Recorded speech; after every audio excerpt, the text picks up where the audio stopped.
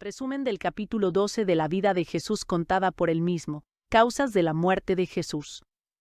Este capítulo profundiza en las razones que llevaron a la condena y muerte de Jesús, destacando conflictos personales, sociales y religiosos. Oposición y traiciones cercanas. Jesús enfrentó la resistencia de su familia, especialmente de sus hermanos, quienes intentaron desacreditarlo presentándolo como loco. A pesar de ello, su madre permaneció cerca, aunque preocupada por su destino. María Magdalena mostró una mezcla de amor, pasión y desesperación, buscando disuadirlo de aceptar su sacrificio.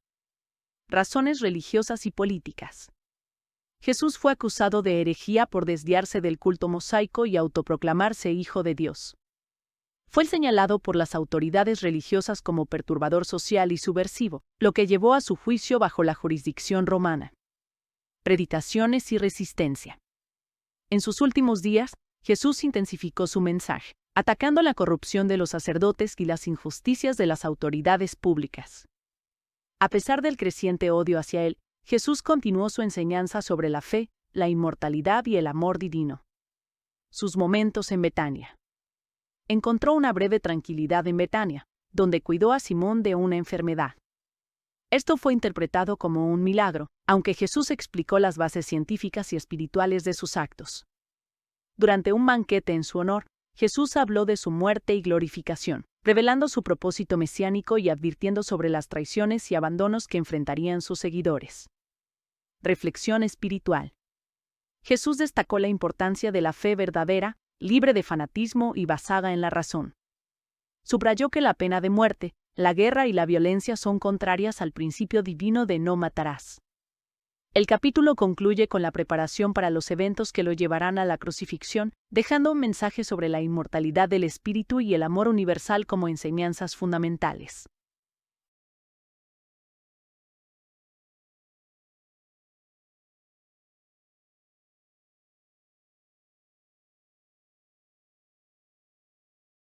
Hermanos míos, las causas de mi muerte pueden definirse así.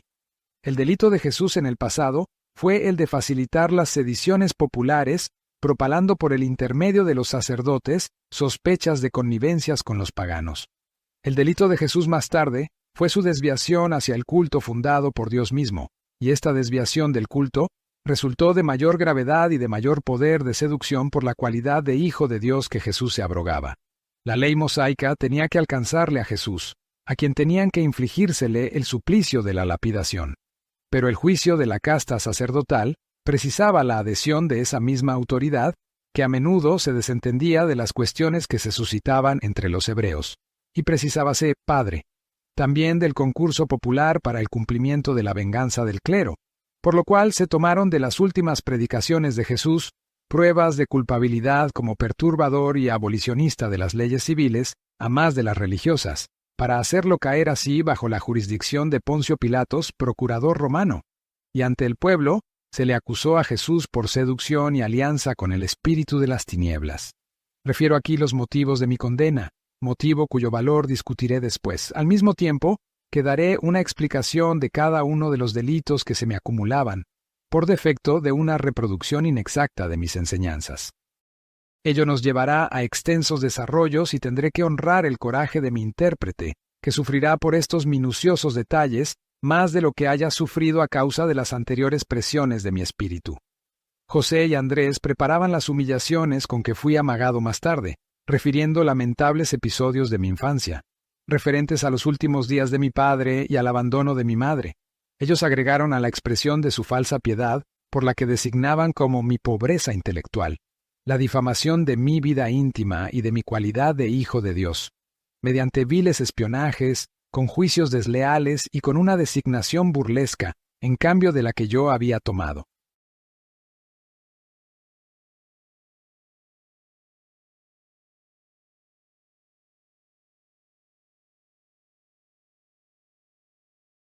No busquemos, hermanos míos, en los libros del antiguo estilo, una explicación del título de Hijo del Hombre, que se me otorgó por burla, como acabo de manifestarlo. Desembaracémonos de las tenebrosas historias para poder elevar nuestra narración hasta la sencillez del espíritu, que todo lo aclara. No levantemos, por otra parte, una desaprobación demasiado severa sobre ciertas personalidades, desde que el fermento de las ideas y el empuje del espíritu resultan muy a menudo de causas oscuras para la inteligencia humana. Defendamos nuestra alma y nuestro espíritu en contra de todos los entusiasmos y en contra de todo lo preconcebido.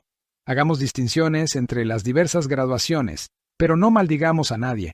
Hagamos de la vida de Jesús un código de moralidad para todos los hombres y esforcémonos en demostrar que la vida humana debe ser respetada, porque ella es una emanación del alma divina.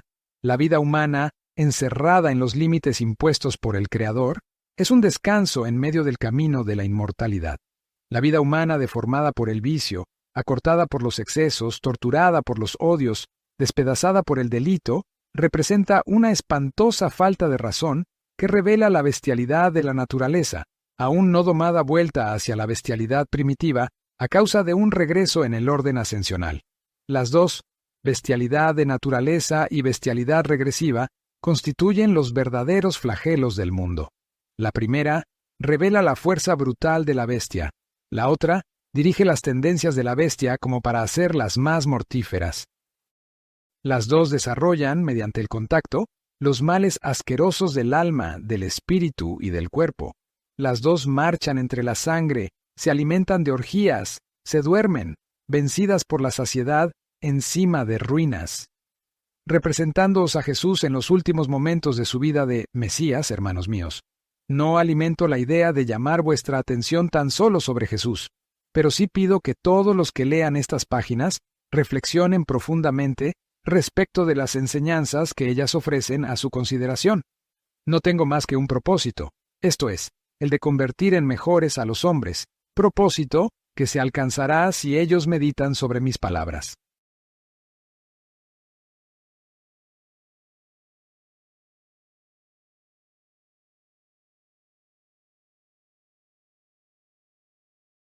Defino las heridas de mi alma para caracterizar el acercamiento que existe entre las almas humanas.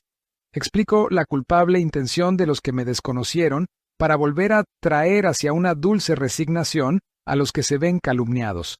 Declaro enemigos míos a los perspicaces, a los orgullosos depravados, reconociendo en cambio como nuevos discípulos, a los hombres de buena voluntad, a los humildes, a los desheredados de bienes del mundo, a los hambrientos de los tesoros eternos. Siempre digo, el que no está conmigo está en mi contra. Felices los que hacen provisiones para la vida futura y que caen en la pobreza voluntariamente durante la vida presente. El reino de Dios les pertenece. Buscad y encontraréis, llamad y se os abrirá.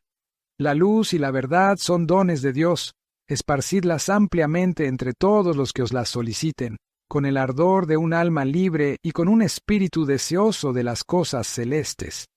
Por cuanto yo soy siempre el Mesías, Hijo de Dios, que desciendo de la luz para sostener todo lo que ya sostuve, para defender todo lo que ya defendí, para combatir todo lo que por mí ya fue combatido, por cuanto yo vengo para destruir y para reconstruir, para demostrar a mis discípulos cuál es el reino hacia el cual deben aspirar.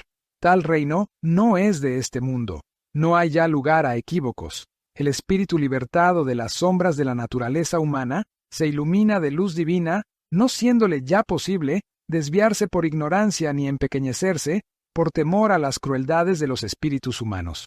Este espíritu, desde la elevación en medio de la que Dios lo admitiera, baja hacia este mundo para traeros la concordia y la esperanza, proclamar la inmortalidad y el amor universal en nombre de Dios. Volvamos, hermanos míos, al punto en que os dejé a fines de mi último capítulo.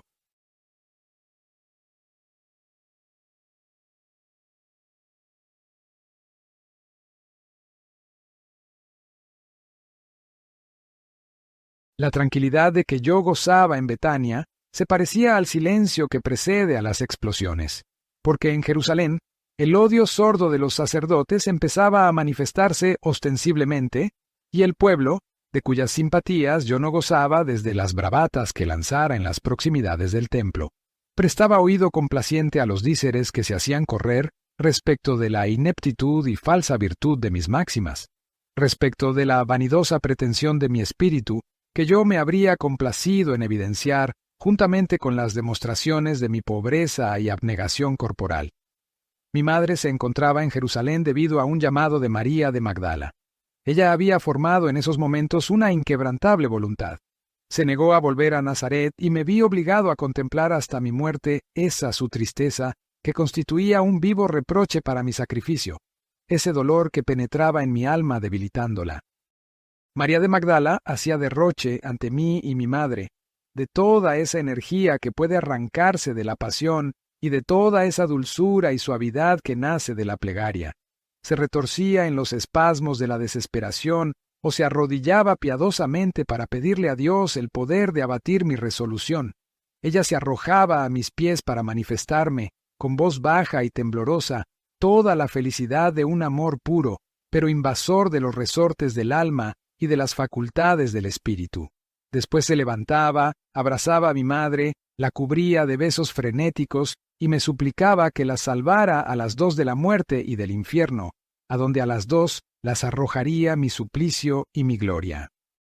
El renovarse de tales demostraciones producía sobre mi espíritu el efecto de accidentes que interrumpen el curso de los pensamientos. Me sentía acabado por la emoción cuando alguna feliz sacudida venía a arrancarme de los brazos maternos que pretendían retenerme con su contacto ardiente, capaz de volverme loco o cobarde. A María de Magdala no la quería solamente mi madre. Todos mis discípulos y las mujeres venidas de Galilea también la querían. Marta, Simón, la joven María, notaban en ella las sólidas condiciones de la mujer desengañada y cansada de los placeres mundanos, al mismo tiempo que descubrían en ella el semblante resplandeciente por la gracia y suaves condiciones de alma. María de Magdala era más instruida que la mayor parte de los que me rodeaban. Ella me era deudora del desarrollo de su espíritu y de la seguridad de su juicio, pero aun antes de habernos encontrado, ella poseía ya más conocimientos de los que poseían en general las mujeres de ese tiempo. María hubiera sido completa sin la concentración de su alma hacia una persona, si bien amaba, no obstante, a Dios con sinceridad. Pobre humanidad, propuse a mi madre que me siguiera a Betania, para que no les ofreciera a mis hermanos un apoyo con sus presencias, por cuanto no venía menos en ellos el desatinado propósito de seguirme. Puse de este modo un fin a nuestras penosas reuniones.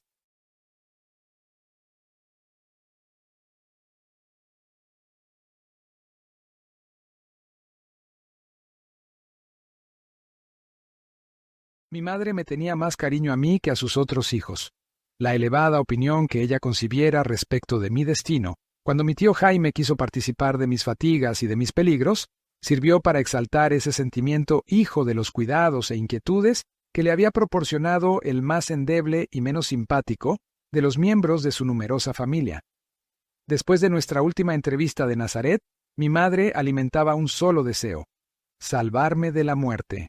El descubrimiento que ella hizo del profundo afecto de María le proporcionó una esperanza a la que asoció todos los demás medios personales, que consideró útiles para su propósito.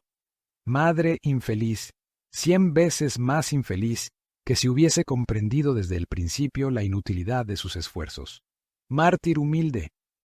Mártir, cuyo martirio fue 100 veces más cruel que si hubiese aceptado, como una orden de Dios, la renuncia y la separación. Hermanos míos, la expansión de un alma en Dios no basta para darle la suprema comprensión de la fe, y mi madre, mi tierna madre, toda llena de las teorías de una religión imperfecta, no podía, a pesar de su confianza en mí, hacer tabla rasa de todo lo que había creído y practicado hasta entonces. La libertad del alma se adquiere mediante la fuerza intelectual del espíritu. Por fuerza intelectual no entiendo las aptitudes más o menos pronunciadas para el estudio de las ciencias exactas, sino el impulso positivo de la idea hacia la solución de tal o cual problema colocado en el campo de lo infinito. Entiendo determinar la fuerza intelectual del espíritu, alimentándola con el deseo ferviente de conocer los orígenes e imprimiéndole el sello de una voluntad inalterable de avanzar siempre y más.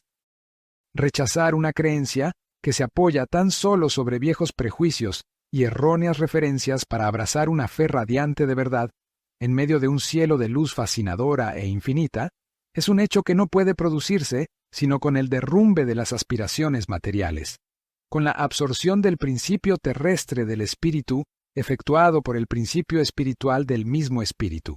Es entonces que se rompen las ligaduras del alma y que ella, en posesión de su libertad, sigue al espíritu que se encuentra en posesión de sus fuerzas.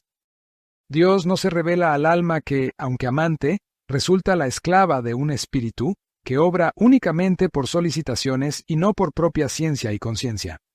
Dios, pues, no se revelaba sino a medias a la mujer piadosa, pero ignorante de las fatigas que llevan hacia las delicias de la fe, de esa fe sin contradicciones y sin terrores, que se cierne por encima de los peligros y sonríe en medio de las torturas, que recibe luz de la faz divina para llenar todos los deberes, devorar todas las humillaciones, ir hacia todos los heroísmos.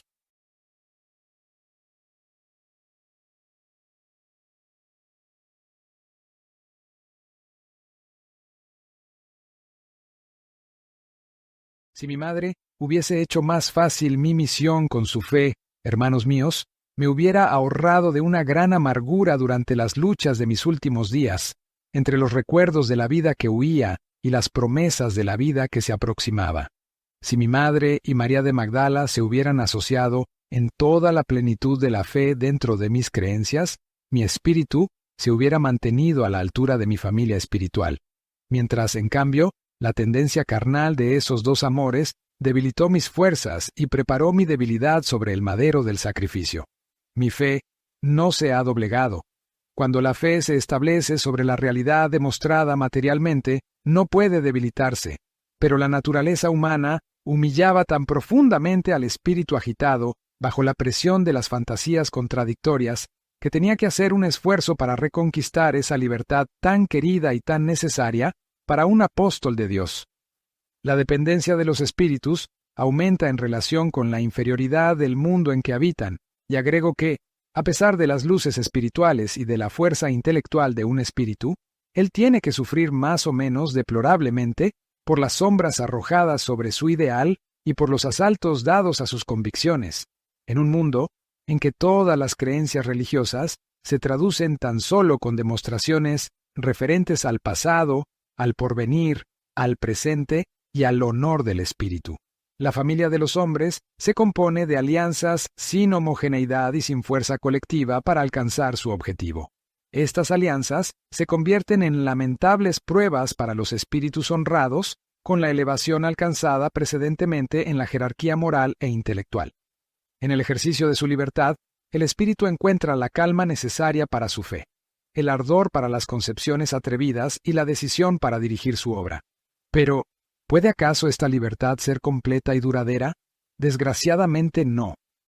No, puesto que la triste dependencia de los espíritus, los unos de los otros, debe existir para el establecimiento de la justicia de Dios en los mundos, en que la destrucción de las especies inferiores por otras especies superiores señala una marcha progresiva hasta llegar al hombre, en los mundos en que la enorme desproporción de los espíritus entre sí proviene de causas laboriosamente definidas por la ciencia que demostramos, ciencia que reconoce la inmutabilidad de las leyes naturales.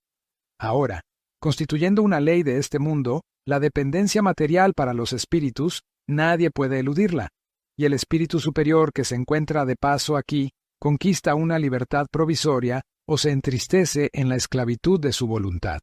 Las debilidades de la fe son inherentes a toda creencia sostenida mediante concesiones de la razón. Las debilidades en la fe constituyen motivos de constantes esfuerzos para todos los que practican una religión sin comprenderla. El fanatismo, que consiste en una fe ardiente privada de razón, debe considerársele como una enfermedad del espíritu. La fe verdadera jamás se separa de la razón. Ella señala una personalidad convencida de los atributos divinos, y esta personalidad se ve obligada a doblegarse ante los deberes que de ello le resultan.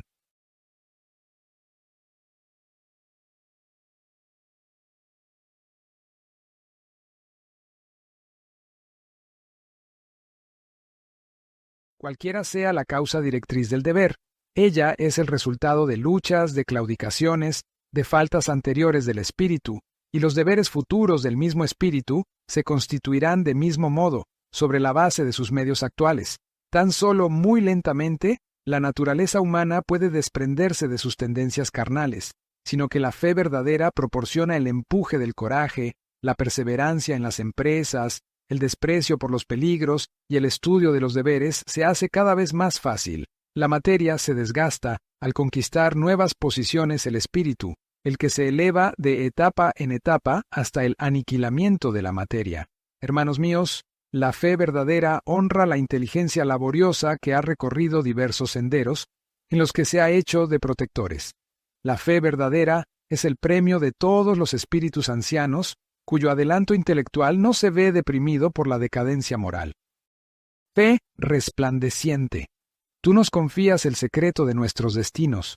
Tú nos das la explicación de Dios, de la sublimidad de sus leyes, del poder de su justicia y de su amor. Tú señalas el deber con la seguridad de ser comprendido. El deber descansa en el cumplimiento de la ley general y en las obligaciones morales, establecidas en nombre de los principios del derecho individual.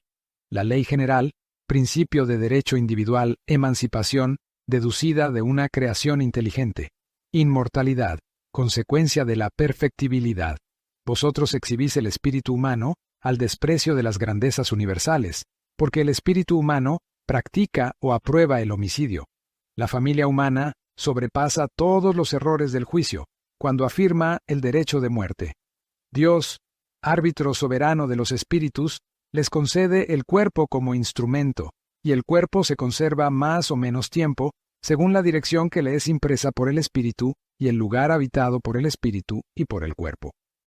Decrecimiento anticipado de fuerza o debilidad de nacimiento, intermitencia de salud y de enfermedad, desarrollo feliz o extenuación prolongada, amplitud de manifestación u opresión servil, decadencia natural o accidentes fortuitos, todo ello demuestra el cansancio actual o el cansancio precedente. Todo ello explica la disciplina universal por medio de la prueba y de la rehabilitación, y rechaza los nombres, los más monstruosamente estúpidos como Dios de las armadas, Dios vengador, Dios celoso, Dios terrible, viles asesinos, defensores embrutecidos de una mala causa, defensores sagaces de una causa incomprensible, heresiarcas realmente convencidos, o valientes apóstoles de una falsa religión que creéis verdadera, vosotros sois todos más o menos culpables delante de Dios y Dios os juzgará. Delincuente endurecido, has de permanecer aplastado mientras no aparezca el arrepentimiento como indicio de castigo y la expiación voluntaria te sea tenida en cuenta como atenuante. Mas, llegado a este punto, podrás trabajar bajo las miradas de Dios y tu trabajo será recompensado. Pobre ignorante, has de vegetar entre vaguedades e indecisiones hasta la aparición de una luz lejana que irá aproximándose y haciéndosete cada vez más visible. Libres o encadenados maestros de verdades, discípulos conscientes del error, Dios os tendrá en cuenta las circunstancias de esos errores, de la causa de vuestras debilidades y repararéis vuestras culpas, y gozaréis de los honores debidos a las reparaciones.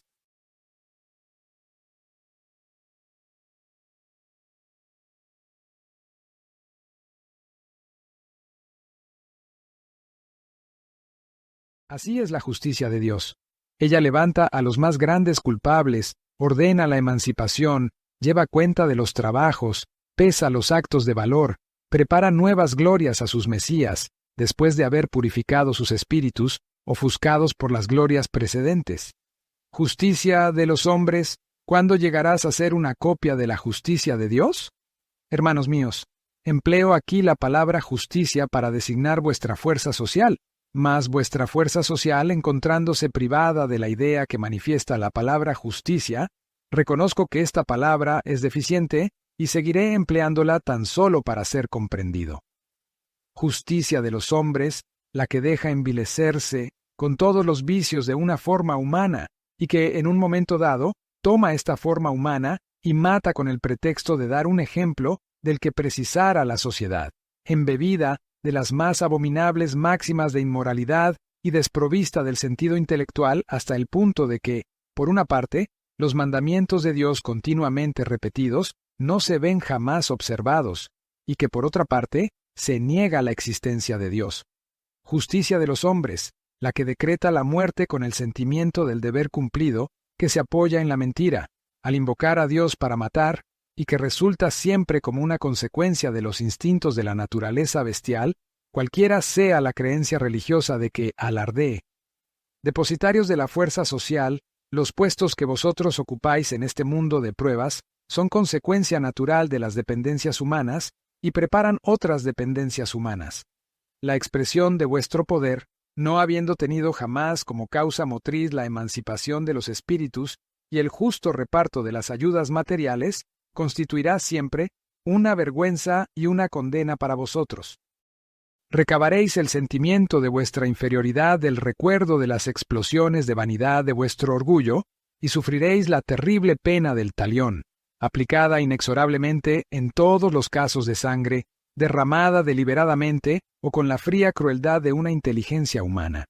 He aquí, oh depositarios de la fuerza social, los castigos aplicados a todos los hombres que han dirigido otros hombres sin antes iluminarse con el sentido moral e intelectual de los seres superiores. Justicia de Dios, la misericordia te acompañe, puesto que dejas una puerta abierta para el arrepentimiento. Justicia de los hombres, te acompaña la más espantosa demencia, puesto que o nada sabes de la inmortalidad y entonces arrojas a un precipicio sin fondo todos los pensamientos cuyo origen no puedes explicar, esas pulsaciones que hacen palpitar otros corazones, esas fuerzas que parecen destinadas a producir más de lo que ha producido hasta ese momento, o tienes nociones respecto de la inmortalidad, ¿y por qué entonces te atreves a estorbar el camino hacia la inmortalidad? Espantosa demencia, ya lo dije. Justicia humana, Jesús, como todos los condenados que tienen tiempo para ello, podía ensayar iluminarte para salvar su vida, sino que Jesús debía considerarte suficientemente iluminada, y no se defendió. Justicia humana, pregunta a tus mártires por las diversas fases de su agonía. Todos te dirán que jamás habían amado tanto como en ese momento, a los que estaban por dejar. Todos ofrecerán minuciosos detalles respecto de la calma mentida y de los alardeados actos de coraje que deponen en favor de su valentía en el mismo momento en que el corazón gime despedazado por las ansiedades de la duda, de la vergüenza, de los remordimientos y de la naufragada esperanza. Cuando el alma tiembla enfrente de la horrible visión que le proporcionan los aparatos accesorios del suplicio, inventados por la maldad en medio de sus orgías.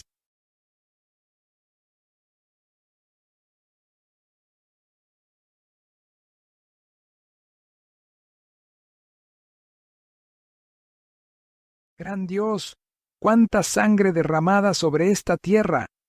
Tiemblo al pensar en el pasado, en el porvenir, en el presente, en todos los países, en todas las religiones, en todos los orígenes, en todas las castas, en todas las sucesiones, en todas las ambiciones y hasta en todos los caprichos manchados de sangre, y dirijo a todos los mártires mis reminiscencias de mártir, y elevo con fuerza mi voz hacia Dios, suplicando piedad, misericordia, Padre mío, para estos hombres que una sociedad perversa ha empujado hacia el delito mediante el ateísmo, y a los que castiga luego con el delito. Dice a todos los justos: lo mismo que vosotros he sufrido por la separación de la carne, lo mismo que vosotros he fatigado mi espíritu en la contemplación de las miserias morales, lo mismo que vosotros dudé de la utilidad de mi vida. Y en ese momento solemne en que la naturaleza luminosa del espíritu se turba bajo el peso de las aflicciones de la vida corporal, en ese momento precursor de mi libertad, la elevada figura de Dios pareció debilitarse, y mi espíritu se llenó de dolor y de pesaroso recordar. ¡Ay de mí! Las explosiones de una alegría grosera, los insultos de un pueblo engañado, el abandono de la mayor parte de los que me amaban, la desesperación de las mujeres que me veían morir, la opresión de una intensa sofocación, de todas las lívidas armonías de las últimas torturas del alma y del cuerpo, arrojaron en mi espíritu una profunda tristeza que estalló en esta quejumbrosa plegaria. Padre mío, ¿por qué me has abandonado? Mártires, mayor que la vuestra fue mi fe.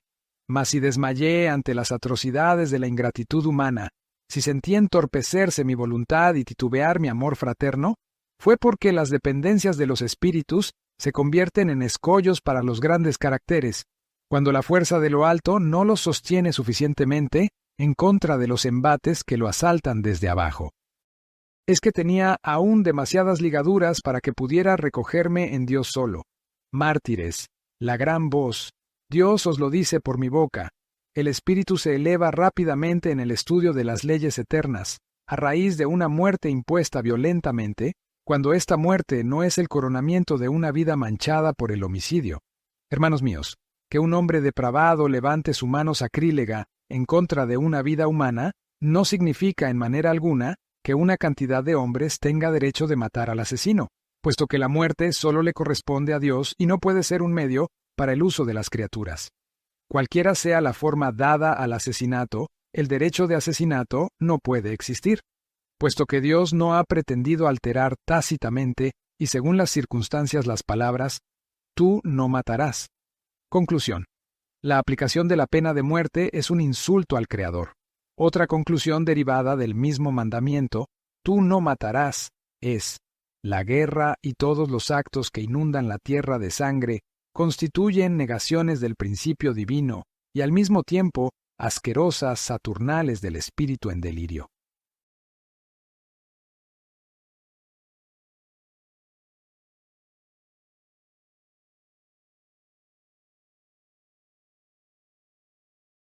Pasemos ahora, hermanos míos, a hablar de la faz de la enfermedad de Simón. Yo me había ausentado de Betania, llevando conmigo algunos de mis discípulos de Galilea. Teníamos que visitar las sinagogas más cercanas de Jerusalén. En Galilea, la sencillez cordial de los habitantes, mi elocuencia casi siempre improvisada, mis preceptos de moral ampliamente desarrollados, con una familiaridad que no excluía respeto, debido a la palabra de Dios, mis conversaciones fácilmente concedidas por mí, el derecho que otorgaba a todos de observar mis actos humanos, así como de interrogar mi ciencia espiritual, nuestras reuniones íntimas, a las cuales yo daba a menudo participación a nuevos iniciados, con el objeto de iluminar el pueblo con testimonios insospechables de devoción anterior a mi persona. Y, en fin, en el teatro estrecho de mi emanación de apóstol, todo había contribuido a mantener la persuasión de mi autoridad divina. Mas en Jerusalén y en sus alrededores, el pobre Galileo había de ser contradicho a cada instante.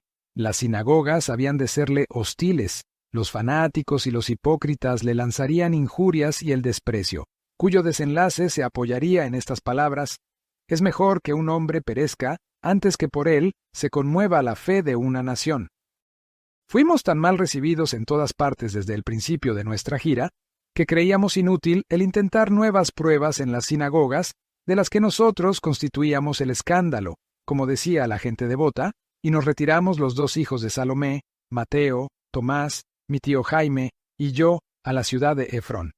Permanecimos ahí 2 semanas y mientras gozábamos del reposo de la intimidad, tuvimos la satisfacción de aumentar el número de nuestros fieles. De una parte y de la otra nos dirigíamos las más tiernas despedidas unidas a las más dulces promesas de volvernos a ver. Tan solo yo sabía que no volvería. Mi hora se aproximaba. A este respecto, hermanos míos, es necesario hacer resaltar la lucidez del alma, la penetración del espíritu. Nunca debéis atribuir a causas extranaturales las faltas que son el fruto de vuestra incuria, las faltas cometidas por nuestro libre albedrío, los acontecimientos derivados de una acción de la voluntad, de un acuerdo o enredo de ideas, de un capricho furioso o de un estado de somnolencia. Nuestro destino, es cierto, se apoya en el pasado, mas es también incontrastable que él mejora o se agrava debido a los honores o a las vergüenzas del espíritu, y que estos honores y estas vergüenzas preparan el porvenir. Mi muerte voluntaria coronaría mi obra, pero nada me obligaba a una muerte voluntaria. Yo era todavía un Mesías destinado a sufrir por los hombres y también a morir por ellos, puesto que en la época que yo vine a la tierra como Mesías, los hombres llevaban a la muerte a sus Mesías. Pero, lo repito, yo podía huir, y si mi hora estaba cercana era porque, queriendo elevarme por el martirio, veía que no era posible alargar la lucha. Judas me traicionó, no porque estuviera fatalmente predestinado para semejante acto, dependiente de mi acto personal, sino porque su carácter celoso lo empujaba a la venganza. Si yo hubiera evitado el suplicio, Judas habría encontrado otro medio para demostrar su resentimiento. Supongámoslos a los hombres menos crueles ahora que cuando yo vine a la tierra como Mesías, de lo cual debiera resultar algunas modificaciones en los sufrimientos preparatorios de la muerte y en los de la muerte misma. ¿Por qué los Mesías están destinados a grandes sufrimientos en los mundos inferiores? Porque los Mesías traen verdades en los mundos dominados por las tradiciones.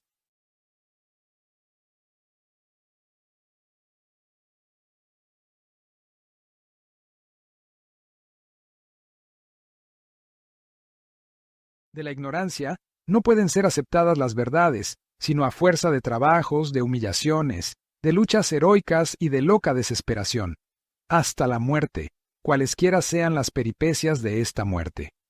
Regresé a Betania, contento de encontrar ahí a los que yo había dejado, y evoqué las felices disposiciones de todos para festejar mi regreso. Llegamos a la tarde, y no obstante la primorosa acogida de mis discípulos, el abrazo efusivo de mi madre y la emoción de las demás mujeres, me percibí de un malestar general. «¡Pero Simón!», grité. «¿A dónde está Simón?». Marta, inundada en lágrimas, salió de una pieza contigua a la que nosotros ocupábamos. «Ven», dijo ella, «por lo menos él morirá tranquilo, puesto que te llama». María, mi pobre pequeña María, se arrojó entre mis brazos gritando, «¡Sálvalo, Jesús! ¡Sálvalo!». Aparté a Marta y a María y entré en la pieza de Simón. Mi amigo era presa de una fiebre ardiente, pero tranquilicé inmediatamente a todos, haciéndome garante de su salud. Me coloqué a su lado, permaneciendo así durante algunas horas y me hice dueño de ese delirio que no anunciaba ninguna lesión mortal. Cualquier otro, conocedor como yo de las ciencias médicas, hubiera obtenido el mismo resultado. 6 días después, Simón se encontraba convaleciente y la eficacia de mi cura fue reconocida con el mismo entusiasmo que siempre daba a mis actos más sencillos una trascendencia funesta para mi seguridad presente y para mi dignidad de espíritu ante la posteridad. Para celebrar la salud de Simón, Marta tuvo la idea de dar un banquete en el que debía honrárseme a mí especialmente, y para disimular a mis ojos lo que había de ofensivo en tal acto para mis principios, Marta me recordó una costumbre a la que nosotros habíamos dejado de someternos a mi llegada, debido a la tristeza que dominaba en la casa. Esta costumbre designaba al visitante como a un amigo esperado desde mucho tiempo antes. Estaban prescriptas demostraciones a que no podía sustraerse el huésped, bajo pena de desmerecer en el carácter de amigo que le confería la hospitalidad. Nos encontrábamos muchos en este banquete, tomaron parte en él varios parientes, algunos notables del pueblo, todos mis discípulos de Galilea, Marcos, José de Arimatea, mi madre, Salomé, Verónica, muchas amigas y compañeras de Marta, formando en fin un total de 39 personas. Marta, que debía formar el número 40, prefirió, según manifestaciones de ella al finalizar los preparativos, el honor de servirme, juntamente con María de Magdala, Juana, Débora y Fatmé. María, hermana de Simón, permanecía casi constantemente detrás de él, que estaba sentado a mi frente, en el centro de la mesa. Su intención bien resuelta era la de contemplar mi semblante, de sorprender mis más pequeños gestos, de saborear mis palabras, estudiando todas las graduaciones de mis impresiones, de abandonarse finalmente a ese instinto especulativo del alma que desprecia las formas exteriores para iniciar el pensamiento en el pensamiento y concentrar el deseo en el ideal.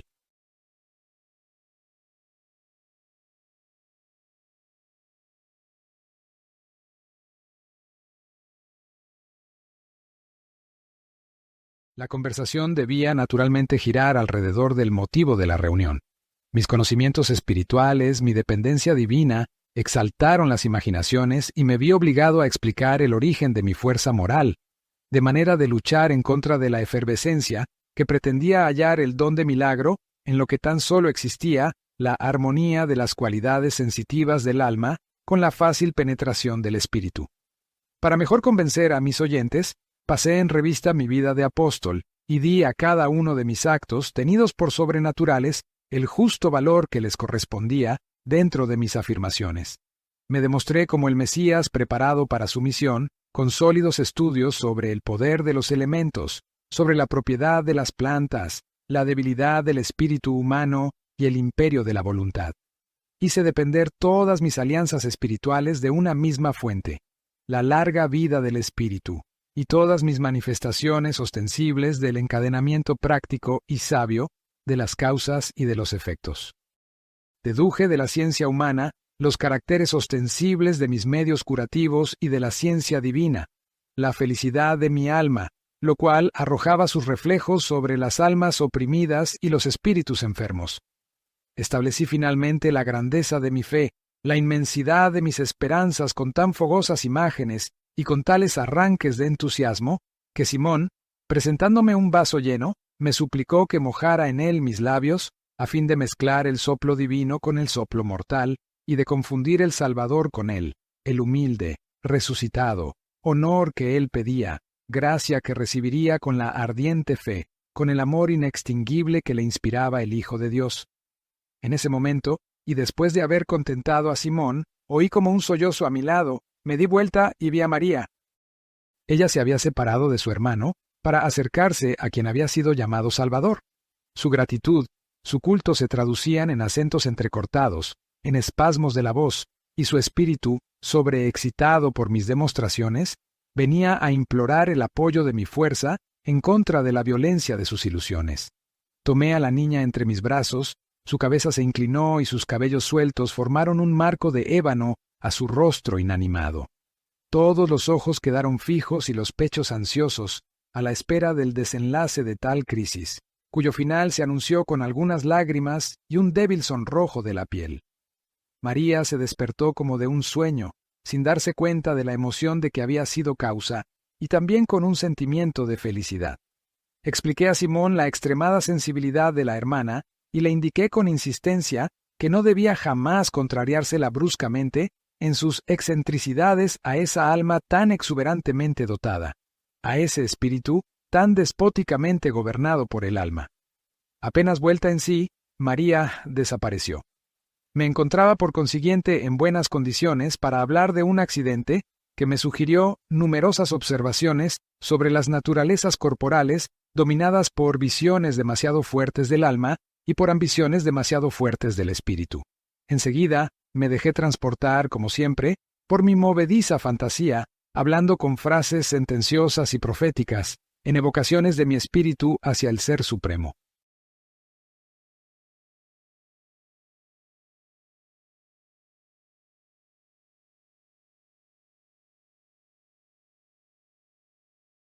Habíamos llegado al final del banquete, y nadie ya comía ni bebía, sino que todos habían quedado suspensos de mis palabras. Me elevé paulatinamente hacia lo absoluto de mis ideales, referentes a las alianzas de los mundos y de los espíritus. Poco a poco, me sentí como separado de los que fraternizaban conmigo en ese banquete, viéndome rodeado de los hombres del porvenir, y se me presentó, tras del sucederse de los siglos, mi emancipación de esta tierra. Después, atraído por el sentimiento de la actualidad, hablé de mi muerte, rodeándola de todas las seducciones de la gloria inmortal. Les anuncié que casi todos me abandonarían, les prometí que los honraría en sus esfuerzos o los consolaría en sus arrepentimientos, que los dirigiría hacia la luz mediante los dones del Espíritu, para con el Espíritu, y que los elevaría con la persistencia de mi amor. Juan, como siempre, se encontraba a mi izquierda y se esforzaba en ese momento por conocer a los que yo había querido aludir al hablar de abandono. A este deseo, manifestado en una forma de pregunta, contesté que la presciencia respecto de los sucesos se hace fácil mediante el esfuerzo del espíritu en el estudio de los hombres y de las cosas. Muchos me abandonarán, añadí, porque muchos son débiles y miedosos. Algunos me renegarán, otros me traicionarán, tal vez para eludir la responsabilidad o para satisfacer su hastío.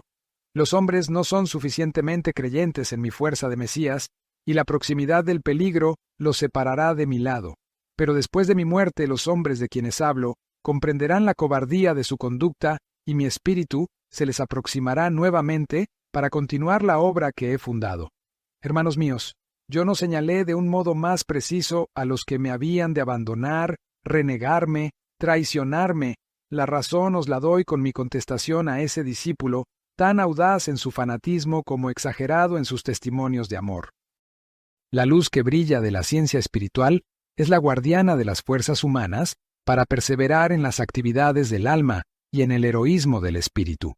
Mas no podría determinar una violación de la ley que quiere que la materia sea un obstáculo para la visión completa del alma y del espíritu.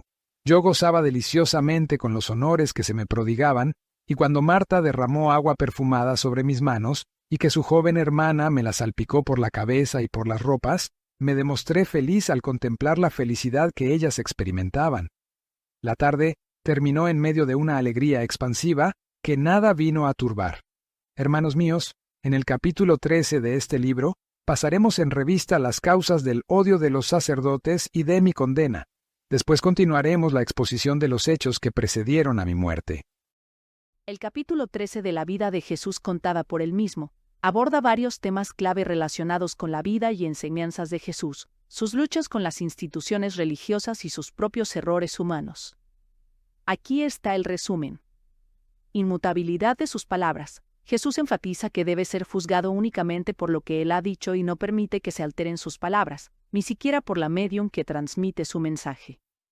Crítica a la religión y la legislación judía. Se describe la rigidez de las leyes religiosas y civiles de la época, marcadas por el fanatismo y el abuso de poder, especialmente por parte de los fariseos y sacerdotes del Sanedrín. Jesús se enfrentó a estas prácticas y denunció su hipocresía. Jesús como revolucionario. Jesús se posiciona como un revolucionario que busca la igualdad y la fraternidad entre los hombres, rechazando los honores mundanos y combatiendo la opresión. Sin embargo, su visión es profundamente espiritual, basada en el amor y el perdón como principios divinos. Conflicto con los poderosos. Jesús denuncia a los sacerdotes y fariseos por sus abusos, lo que genera odios y venganzas en su contra. Su mensaje de amor universal y adoración espiritual entra en conflicto con las estructuras religiosas y sociales de la época. El amor como base de su doctrina. Jesús define el amor como el gran motor de la religión universal y la base para la igualdad y fraternidad entre los espíritus. También promueve la esperanza como remedio a todos los males. Relación con Juan el Bautista. Juan disipó las dudas de Jesús respecto a su misión como Mesías. A pesar de la admiración mutua, las diferencias entre los discípulos de ambos dificultaron la unificación de sus seguidores. Errores y lucha personal de Jesús. Se reflexiona sobre los errores de Jesús, como alejarse de Jerusalén, lo cual perjudicó su misión. También se exploran sus luchas internas y la dualidad de su naturaleza humana y espiritual. Predicación en Galilea. Jesús utilizó parábolas y un lenguaje cercano para conectar con el pueblo, combinando enseñanzas espirituales con las necesidades y pasiones de sus oyentes. Se destacaron sus éxitos en la curación y la inspiración de esperanza. El capítulo concluye anunciando que los próximos capítulos abordarán los días de dolor que llevaron a Jesús al Calvario y su glorificación como Mesías.